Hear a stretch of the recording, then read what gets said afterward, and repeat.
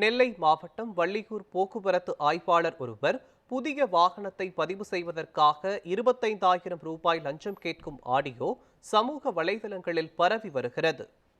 அவர்கிட்ட சொன்ன 25 ரூபா சார் கேட்காங்க அப்படின்ட்டு இது பண்ண கொடுக்கணும் எல்லாரும் கொடுக்கக்கூடியதான் அப்படின்னு ஆமா. அது அவர் கொஞ்சம் குறைச்சுதான். குறைக்கிட்டு வந்தாரு. அது இன்னும் 40 லட்சத்துக்கு வண்டி எடுப்பான், இது கொடுக்க மாட்டானம்மா. சரி சரி, சார் அது அது பொறுப்பு நான் வாங்கி தரேன். ஒரு 15 ரூபா கண்டிப்பா 25 ரூபா நீங்க நாய எல்லாருக்கும் அது குறைச்சு கிடையாது. சொல்லுங்க. அடிப்பட போற நாய ஏதாவது ரெடி பண்ணி தாங்க, சார். நானே அவர்கிட்ட சொல்லி வாங்கி தரேன். அது வந்தாதான் உள்ள போடணும். இந்த நீ ஏதாவது சொல்லு, பார்த்து புரியுதா? நான் ஏதாவது வாங்கி தரேன். ஒரு 15 ரூபா வாங்கி தரேன் சார். ஏல ரவுண்டா 20 போடு சொல்லு.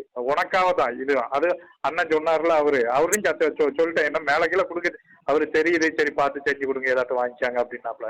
5 ரூபா வேணா குறைச்சிக்கா, அதை செய்யி. அபிடவிட் வாங்கிட்டு வா, நான் சொல்ற மாதிரி எழுது. சரியா? வாங்கிட்டு வராரு சார். வாங்கிட்டு அவர்கிட்ட சொன்னேன்.